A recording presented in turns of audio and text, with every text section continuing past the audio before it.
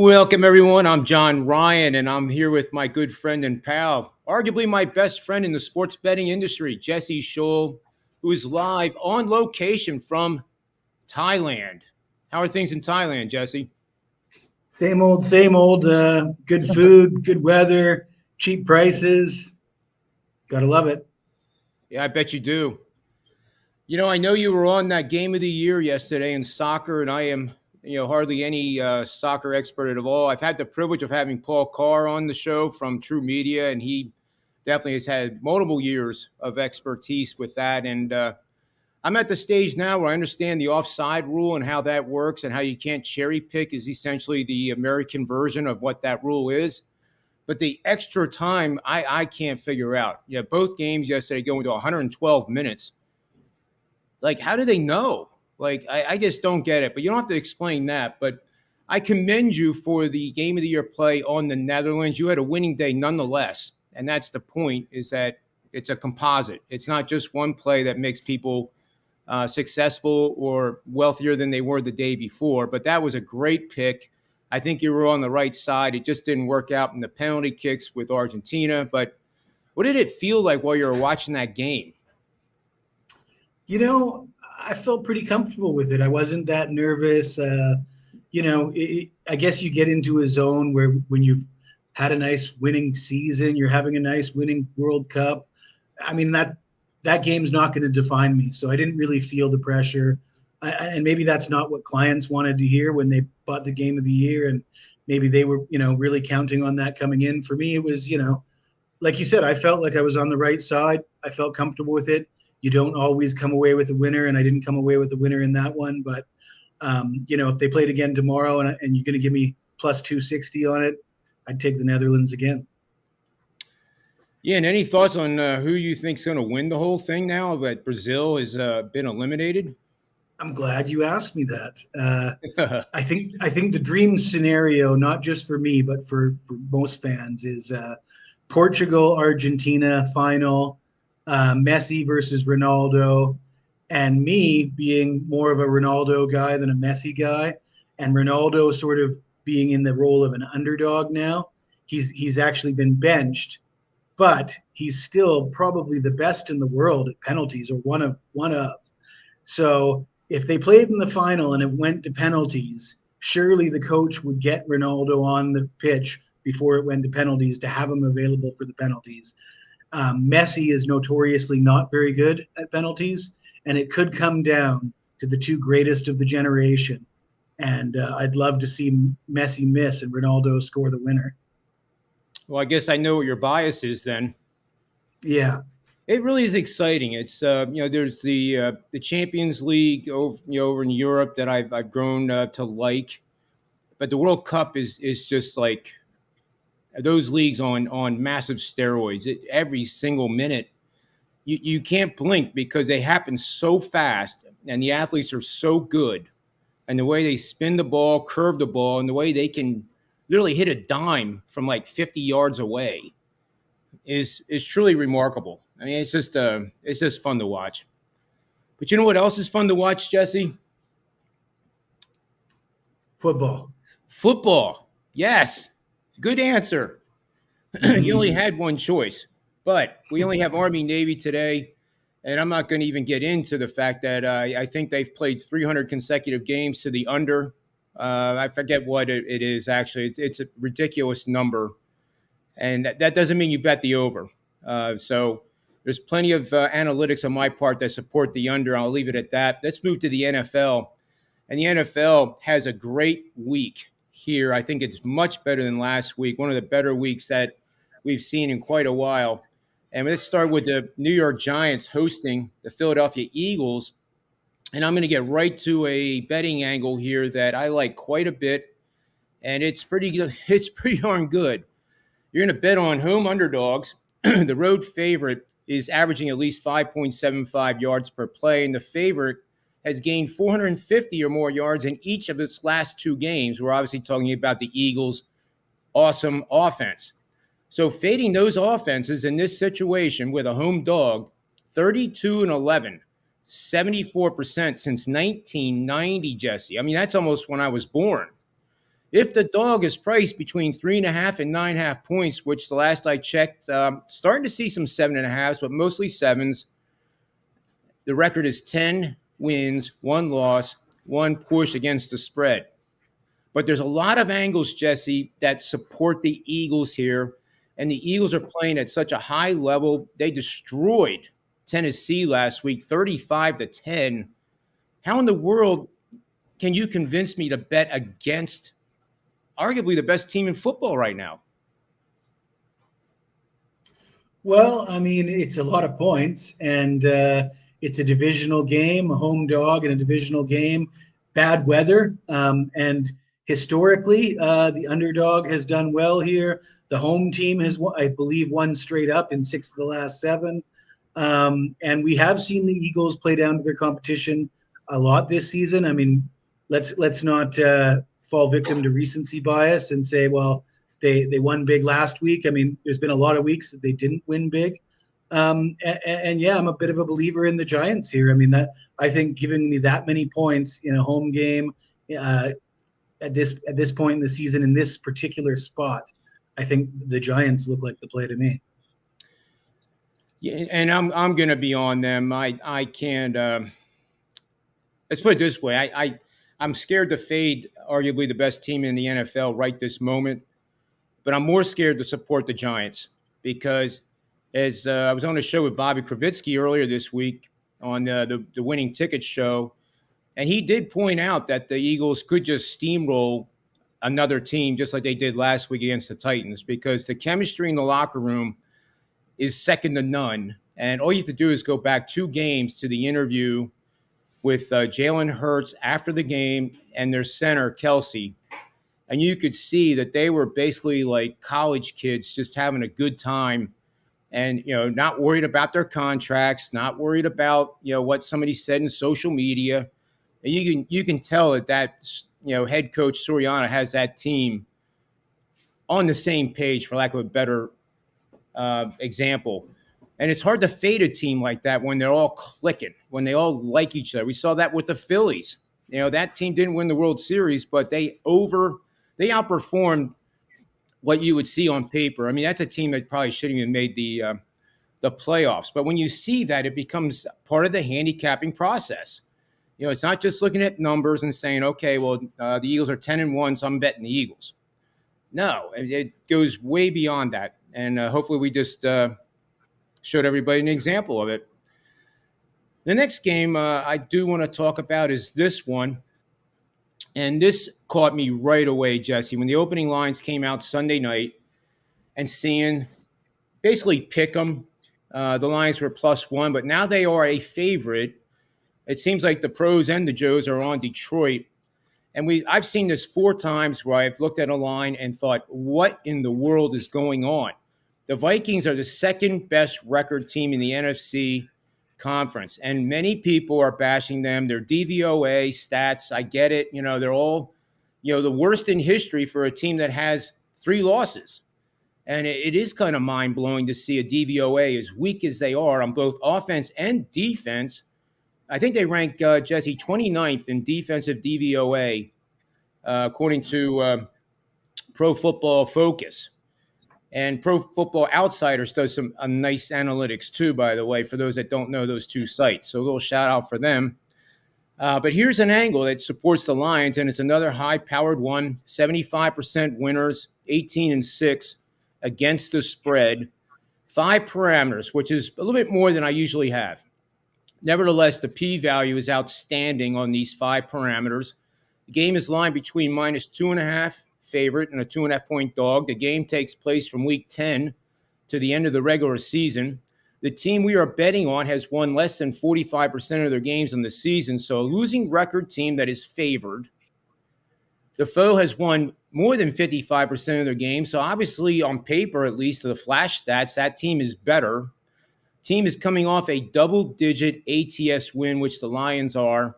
And boy, oh boy, if you fade these teams, 18-6 against the spread, 75% taking the losing record Lions against the, I guess I would almost call them the juggernaut outperforming Vikings, Jesse. So what's wrong with that picture?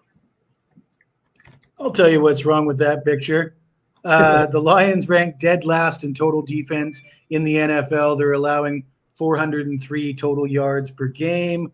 Uh, I mean, at the end of the day, I don't like to consider myself a stat guy, and don't take that the wrong way. I don't ignore stats, but I don't fall in love with them and say, well, the stats say that the Vikings aren't as good, because at the end of the day, it doesn't really matter what the stats say. The Vikings, the number one stat is W's and L's, and the Vikings are winning games.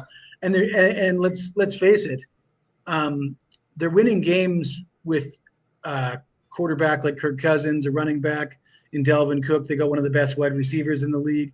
Their coaching staff's done a decent job.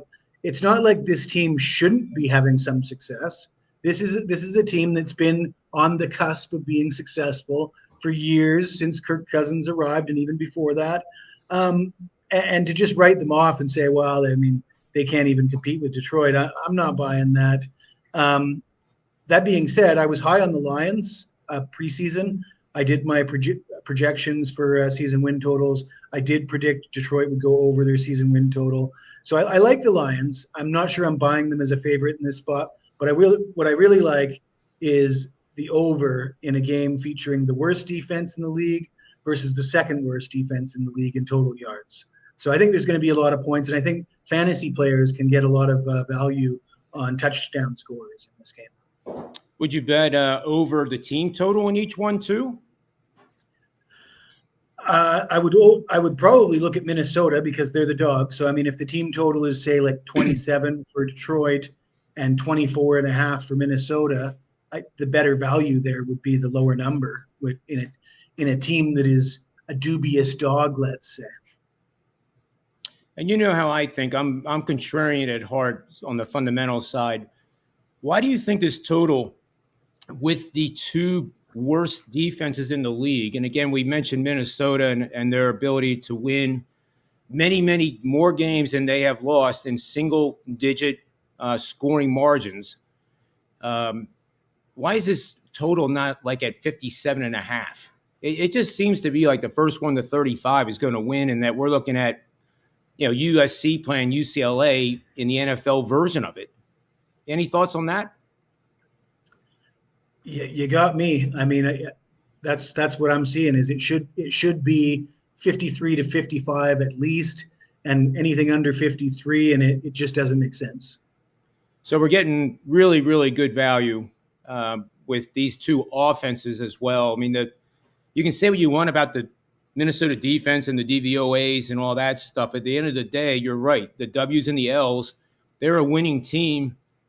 And when they enter the field, there's not a team out there that they don't think they can beat right now. And the stats really mean less and less with a team like Minnesota. And I think people who try to fade Minnesota are probably going to lose more than they win down the stretch here. That seems to be another one of those teams like the Eagles with chemistry. And you just don't mess with good chemistry. At least I didn't. I'll also point out that the Lions rank 31st in the NFL in rushing touchdowns allowed. So if you're looking for player props, you might look at some running backs on the Minnesota side of things.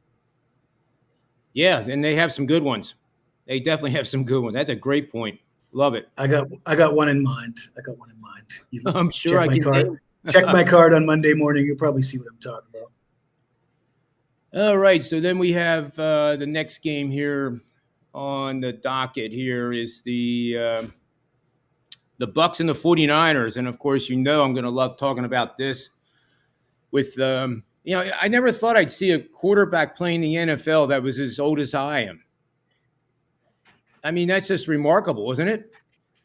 I think I could do the same thing that he does in these comeback wins, but that win, in all seriousness, was one of the best drives I've ever seen him do. And it wasn't just one drive, it was two, because that Tampa Bay offense, the younger generation has a three-letter word that describes it, and it starts with an A. But they were terrible. They were absolutely horrible. And then all of a sudden, we see it yet again. He comes out with that look on his face, like anywhere he looks is laser beams.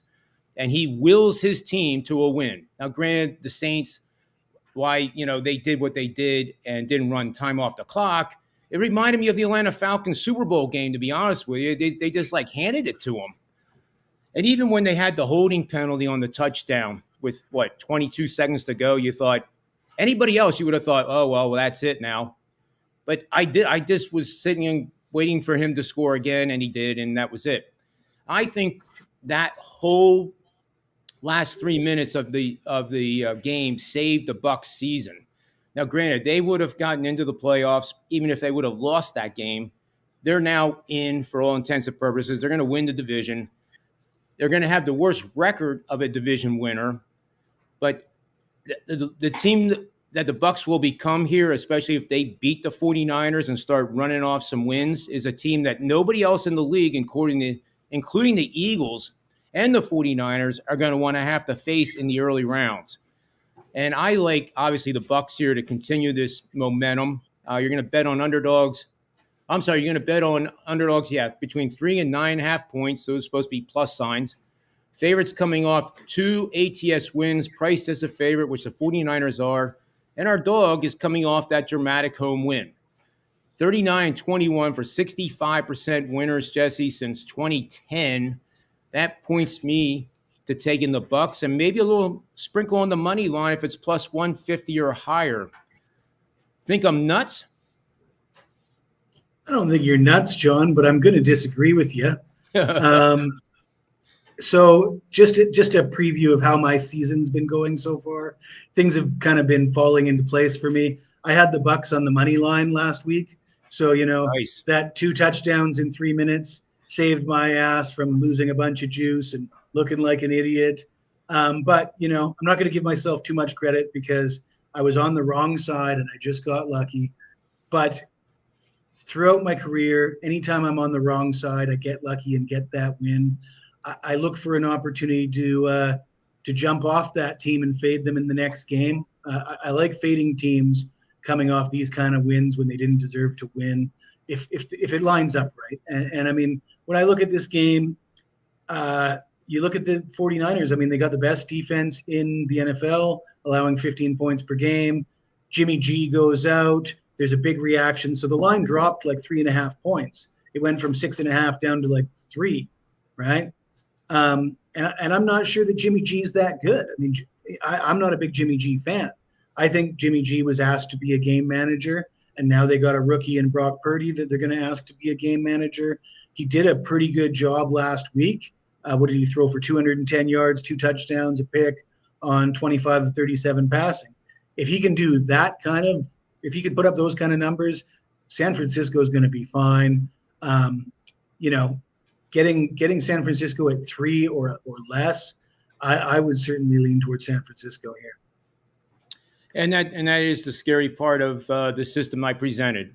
Well done. And the one thing that was almost irritating listening to the mainstream media this week is that the 49ers are done because it's Brock Purdy behind or under center. And I found that to be the most ridiculous statement of the possibly the year. Respectfully said, and here's why. When they put him in the game, as you said, Jimmy G was a game manager, not to make mistakes, not throw interceptions. And by the way, Jimmy G leads all-time record, 10-2 record in games that he did not throw a touchdown. So he is kind of like the Joe Flacco's we saw in the past that won Super Bowls. You're out there to hand the ball off, manage to move the chains, and not cause turnovers. And that's exactly what Jimmy G has become good at. However, when Purdy was in the game, and if I remember his stats were like 23 completions, 32 attempts, it was really impressive in my opinion. They were throwing the ball all over the place. And I started thinking that, wow, if this was really the game plan all along, that if he would ever have to be in the game, and this is the game plan, and we see that again this week, and it's successful, they might have just found the greatest diamond in the rough in the history of football. And with that defense, sarcastically said, you and I could be under center and we'd have a chance to win. The greatest diamond in the rough since Drew Bledsoe went down in the playoffs and they turned the ball over to some rookie that they'd never heard of. Yeah, who was that guy again? Yeah, I don't know. he must have been a bum. Nobody'd ever heard of him. Yeah, he was a chubby kid from Michigan. In the combine, he fell over one of the cones doing his figure eight drill. I think he ran And the then 40 you and got the poor 5.4. Chargers a couple years ago had, their quarterback got injured. They had to give it to a kid named Justin Herbert out of Oregon, and so they were in trouble. This is Yeah, how it works in the NFL, right? Sometimes these guys that are third string quarterbacks, Kurt Warner, look at Kurt Warner out of Arena Football. out of a grocery store, basically. He was stocking Yeah, shelves when the Rams gave him the call. I mean, that is probably the best story of all. But anyway, I never think underestimate a backup quarterback. if I wrote an article a long time ago before the season started, Jesse. I think you remember who it was. I did a contrarian analysis looking at every article I could possibly find of prognostications of who's going to be in the Super Bowl. So I eliminated all of the popular choices, Buffalo, the names. So I came up with the San Diego Chargers, the Los Angeles Chargers against the San Francisco 49ers. In the beginning of the season, the way the Chargers started out, I thought, that analysis was horrible. But right now, as a long shot still, it actually is possible that you could conceivably see it. The Chargers are obviously the team that have the most to improve to be able to take over Buffalo and the Chiefs. But the 49ers and that defense, that I can't get past the defense. I can see them colliding with the Eagles in a championship game in the NFC, and the final score is, 14-13. And just food for thought, because if you go to BetMGM and pick the Chargers or any AFC team you like and then take the 49ers, you're gonna get a pretty good return if that happens. I'll point out that a lot of the pundits are saying Justin Herbert's having a bad year. He's just not that good this year. The guy's got broken ribs. His best wide receivers only played 5 games. Second leading wide receivers missed 4 games, and the broken ribs and all the injuries on defense. And the talking heads want to point to Herbert and say he's not having a very good year. And I believe he's still in the top 5 passing and touchdowns in all major categories. So pump the brakes on the negative talk on Justin Herbert, I would say. I can't agree more. We should tackle that question by Abe in the chat. Yeah. You want me to take it on? He's asking about the Baltimore Ravens and the Minnesota Vikings teaser, which is widely talked about.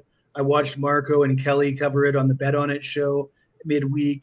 And I mean, it makes a lot of sense. And I like a lot of things about this teaser.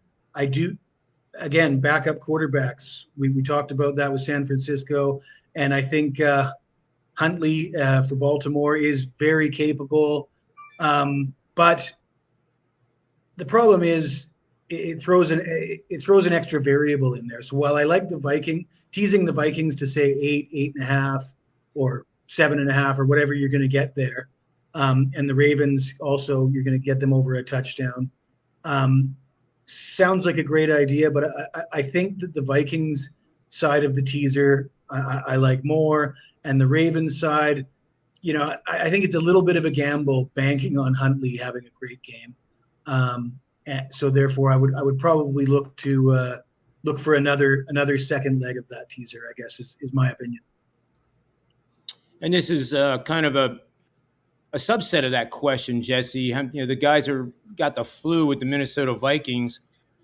My understanding, I haven't verified this yet. I'll do it later today, but 9 guys did miss practice. I heard it was more than that, but if it's only 9, I believe less than it's either 4 or 5 of them are starters. Coaches wearing masks, and I get it, and I think that is why Detroit now is the favorite. So it wouldn't necessarily, the injury report won't make me. Well, number one, when I look at a betting line, the injury report is baked into the number. Just like in the stock market, you look at the price of Apple, their future earnings, how they're doing currently is all baked into that price. So the fact that Detroit now is a favorite, all this information is baked into it, and that's the fair market value. But with my in-game betting, if let's say Detroit goes to 2.5, I would back off and go 50% pre-flop and look for Minnesota to score first and then grab Detroit if I'm going to be on Detroit. So I think that is a great point here by TGC 65 in this situation, um, because it's starting, that line is starting to steam, and that always is kind of a red flag to me, because you don't want to buy into strength. Nobody wants to buy the highest price that Apple Computer ever traded at. You want to buy into the weakness. So I would recommend the 50% pre-flop if you like Detroit, and go from there. But that's a great question there by both Abe and TGC 65. So much appreciated. We have, let's see, Purdy looks against a team that has a week to prepare for him. That's even better insight there from Mark. And that is true. And Tampa Bay's defense, where would you rank them, Jesse? Right behind the Eagles' defense or ahead of them? I guess it depends on who's going to play. I mean, they have been a little banged up, especially at the corner position and the safety position. So it remains to be seen who's going to play. But yeah, I mean, Tampa Bay has definitely got a capable defense. One thing I'll say about the preparation for Purdy, though, is I fully expect them to come out here with vanilla schemes and short passes, screen passes, and they've got the receivers they've got are the kind of guys, just get them the ball 2 or 3 yards upfield, and they can get that yardage after the catch. Guys like Deebo Samuel, there's no need to go in there and have them drop back and try and throw 20, 30-yard passes. They should be able to control the game without taking too many chances with their rookie quarterback. Yeah, I agree. And we have a lot of backups. And I did want to mention, I was actually happy for Baker Mayfield, not because I had the Rams, but the guy has been just drilled and hammered. And I kind of like gravitate towards those guys, as you know. I mean, last year I made a fool of myself with Ben Simmons, supporting him, and only because of the talent I saw. You want to see somebody reach their potential, especially when they're a world-class athlete. And I was actually very pleased to see that 98-yard drive. The Raiders defense obviously helped them. It was almost like the Raiders were playing either with 10 guys, or the Raiders were saying, "Hey, Baker, we're going to play cover 2 shell right now." It just fell right into place. But for him to have success in his very first start with the Rams, I thought that was that has to feel good for him. It kind of a neat thing. I think the media has been too hard on Baker Mayfield myself. I think there's a lot of people that like to cheer for him to fail. Yeah, and I've never been a guy like that. I've never been a guy where the glass is half full or even a quarter, I can't, I'm not a big fan of the Yankees. But, when Judge hit 62 home runs, that was fun to watch.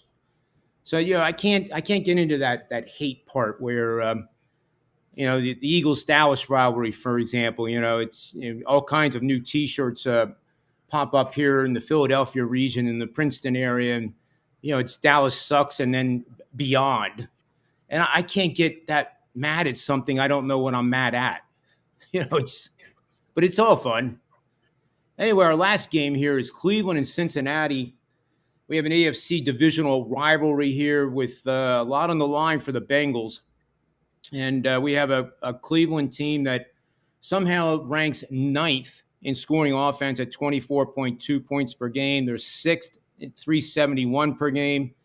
Cincinnati is coming together. Even though they lost the Super Bowl last year, they are starting to look like a team that could contend against the Buffaloes and the Kansas City Chiefs of the world in the AFC realm. They rank 7th in the NFL, 26 points per game. They are 8th with points per play ratio of 0.396. And third down conversions, they are number 3, Jesse Scholl, which this time of year, that becomes even more and more important, especially when I look at it on a 3-game moving average from where they were to now. They are the most improved team in third down conversions and moving the chains in the entire NFL since the beginning of the season. So I don't really have much of a play on this. So I'm going to turn it over to you, and you can tell us where to put our money in this matchup. Well, history certainly tells us that we should favor the underdog here. Cleveland has won 8 of the last 9 straight up. And the Bengals, I like betting against teams like the Bengals in this spot. As you just alluded to, they're building up, they're getting better and better and better, and they feel like they're at the top of the hill right now. Well, you know what happens to teams that get to the top of the hill? They get knocked down a little bit. It's inevitable. Nobody stays at the top of the hill for too long, whether it's the NFL, college football, college basketball. The top 25 rankings being the number one ranked team seems to be a curse. That those number one ranked teams, as soon as you get up to number one, you get upset by an unranked opponent, it seems. And I think this is one of those spots. I think this is a divisional game. They're asked to cover a bunch of points against an opponent that has given them trouble. The running game travels well. They do have a new quarterback here. I don't want to get into the quarterback too much. Don't need to talk about him. But, they've got the pieces in place to give the Bengals fits. And I don't see any reason why it's not going to be a close game. Any thoughts on the total? It seems to be a game that wants to play. Wants to play under. The betting flows have definitely gone the under. I'm not sharp money, but it has dropped a few points. There is a system here that has hit 73% the last 5 seasons to the under. For what it's worth, because goodness knows, Jesse, you know better than anybody, I could give you a system on the over as well.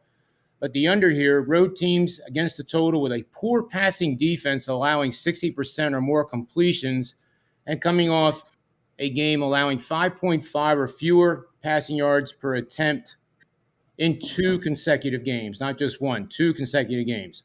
That set of parameters, 46 and 17, 73% to the under over the last 5 seasons. It's 6-3 this season, 25-13 the last 3. Has not had a losing season in 10 consecutive seasons. So, you like that one or not? I just don't really have a real feel for the total here. I don't trust the Browns to keep it under. I mean, they tend to get themselves involved in some crazy games. And especially the quarterback position for Cleveland. We don't know what to expect there. They could all of a sudden come out and start slinging the ball around the yard, which we haven't seen them do all year, and that would really turn things on their head. And I really don't know what to expect there. One thing I will mention, though, a little bit of interest is it looks like this is one of those situations where 70% of the tickets are on Cincinnati, yet the line's going the opposite direction. Looks like the sharp money is on the dog here. Public taking Cincinnati, sharps taking Cleveland is what it looks like to me. I like it. And Max on record. Wait, he was one of our first viewers, Jesse, with the Manny's Irish Pub Sports Betting Show. That we're going to be starting that up in the new year, and it'll be nice to get the guys from Wager Talk, Tony Finn, Rob Vino, Tony Mejia, all those guys back on board, because that's a show where I think I was more of a host and all I did was laugh. Because when Tony Finn gets on a roll, boy, it is eloquent. It is eloquent, especially when he talks about his love for the Major League Baseball owners. And I can't wait, now that I thought about that, to talk to him on a show about the enormous contracts that have been given out this past week. I went on LinkedIn and I started researching how one becomes a free agent, because it seems like that job, you get paid an awful lot if you say you're a free agent. Maybe we need to become handicapping free agents, John. Yeah, I think you're right. I mean, we just have to get somebody to put up a contract in front of us and sign. I mean, it's simple. Anyway, one last game we'll quick look at here in the last 4 minutes. and then we'll decide who our best bets are. But we might have several of them actually on this card. Speaking for myself, at least, the New York Jets and Buffalo. The market's telling me that Buffalo is just going to pound them to an early submission. If we're talking MMA analogy, double digit favorites, divisional rivalry. We have the revenge factor involved here too. But I can't get past the Jets defense. And I have been on record every single week, especially with you, Jesse, saying that this Jets team is only going to get better and better and better. And now that they finally, in their infinite wisdom, quote unquote, moved Mike White into the starting role, I think that actually might have saved their season. If you continued the way you were going to go, you might make the playoffs and be eliminated in the first round. With Mike White now, they have the potential to make a deep run and could actually see Buffalo again for the third time in the championship game. I mean, that is, anything can happen in the playoffs. It truly is not unlikely or never to happen that you could see that matchup again. But do you think the Jets here in this situation, Jesse, are worth a look at double digits, or is it going to be just one of those ugly days, but just one bad game for the Jets?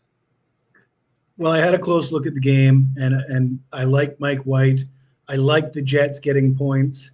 I don't like the revenge angle here, and I'm a big believer in the Buffalo Bills as well. So I don't really have a feel for the side. I will say that Mike White, since he's come in for the Jets, and even dating back to last year and in the preseason, I think every game he's played has gone over the total. He's not always great, but he always moves the ball. He's always slinging it around the yard. So I did notice the weather is supposed to be pretty decent in Buffalo, which is a pleasant surprise at this time of year. So you might want to have a look at the total. Yeah, and I definitely agree with that. Maybe even the Jets total, I think, is undervalued, and that what that means is that Buffalo could cover the spread. The Jets might score enough points, especially if they get a garbage touchdown at the end, to go over the total. So I think the value's there to take the over in the Jets total for sure on a clear day in Buffalo. The Jets defense, number 4, allowing 307 yards per game. Number 3, allowing 4.8 yards per game. Number 5 in third down conversions by opponents. TDs per game, 4th fewest in the league. I cannot. It's one of those games like the Giants and the Eagles. The Jets, I think, are a much, much better team than the Giants by comparison. But you have the two juggernauts, Buffalo, Philadelphia. And I can't get myself around the ability to fade the Buffalo Bills, getting double digits with the Jets. I almost feel like I'm being a fool. But that would be the side I would lean to because of this Jets defense. And they just keep getting better and better and better. Let's move on to best bets. And by the way, Max on record, I'll start doing the golf more than likely in the new year. And that's what we've done last year. That way we get full slate of world-class golfers involved, and it makes it a lot easier to make money in the DraftKings lineups, in my humble opinion and experience of doing it. But I like seeing you watching the show, no question. So final best bets. I'm going to throw this out. And this is a repetition of what I said on the ESPN show earlier this week, Jesse. I'm going to go a pizza money. Now, pizza money, for those that don't know, is exactly what it would cost for you to buy a pizza. Some people live in, expensive areas where it might be $25 for a, 2-topping pizza. Where Jesse lives, it's 50 cents or somewhere around there. But Jesse, you would bet more than 50 cents on this, but it's to use your head, like I always say, bet with your head, not over it. And this is to be fun. So I like the Bucks money line. Detroit, now that they are a favorite, I guess I would lay the points and not take the money line, but it has to get up to 2.5 for me not to take the money line. So if it's -1, -1.5. I still like the money line with Detroit. And then the third one is the Giants. And that would, if you round robin that with some pizza money and they all lose, you're not going to be mad. You're not going to be disappointed. But if any two of the three win, let alone all three win, you're probably going to be pretty happy. And that is something I'm going to play around with myself with my own dough. So that'll be my best bet recommendation. I really don't have one play that sticks out higher than another, but I do, as a promotion over at Predictive Playbook, I will have a 10-unit, 5% max bet going tomorrow. I'm now 37-12 against the spread with these bets. I will emphasize that means it loses 25% of the time. These plays don't always win, but obviously each play that we release, we think that it is a great betting opportunity, and that's exactly what it is. It's an opportunity, not a lock. That'll be tomorrow, but for the games that we went through, I really don't have one I can lean on and say that that's my best bet, but I like the parlay. Over to you, Jesse. All right. Well, before I get to my best bet, just a shout out to Alex and Abe and Max on Record and all the guys in the chat. Thanks for following here. I'm going to look at the Monday Night Football game, and I'm going to look at some history for you, John. Take yourself back to 2014 in Kansas City. The Patriots got rolled over by the Chiefs, thoroughly beaten down, and the reporters came up to Bill Belichick after the game, and they asked him, "What now, Bill?" And you know what his answer was, John? Can you remember? I don't. Oh, we're on to Cincinnati. Cincinnati. Okay, yeah. I thought on to Cincinnati. So I think that we have a bit of that feel for this game on to Arizona after losing to the Bills on Thursday night. You saw on the broadcast Mac Jones smashing things and yelling at Matt Patricia on the bench, wanting to throw the ball more. There was a lot of dysfunction. There's a lot of negativity in the locker room, but they've got extra time to prepare. And Bill Belichick is 7-2 against the spread in his last 9, coming off a bye. Now, this is only a mini bye, mind you, with them playing on a Thursday, but still, it's an extra few days to prepare.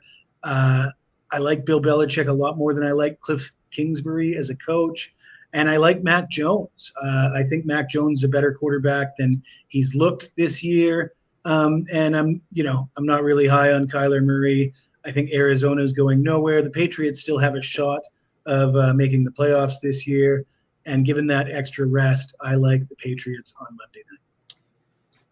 I like that take too. That is good. I love that interview too. What do you think of this, Bill? What do you think of that? What are you going to do about this, Bill? We're on to Cincinnati. That was classic. I will say this in conclusion. I like looking at the Circa contest that I've been involved with for years and years and years. And I learned, I have scraped with my Python codes every single pick that was ever made in both the Hilton and the Circa now. And literally each week I get 16,000 picks of data that then becomes machine learning tools. But simply said, the Circa puts out bets for every single game, every single week before the season starts. When you get a movement of more than 7.5 points, and I used these in the contest last year, they hit 67% just on the blind, just doing that. So the largest line movement I see here is the Chargers were -5.5 before the season started at the Circa over the Miami Dolphins. They are now 3.5-point dogs. That's a 9-point movement. And just like the Rams on Thursday night, they moved a ton as well. They actually moved 11 points from the opening line by the Circa. So if you were going to apply that little theory, then I would lean Chargers here just a little bit on Sunday night, getting the 3.5 points and maybe a sprinkle, because that's a game that, as you said, Herbert's having a really awful season, sarcastically said, and he sucks and he's not playing well. No better stage than him to really show his talents and come away with a win. This is a team that lost to Kansas City by 3 twice already this year. And now they're at home getting 3.5.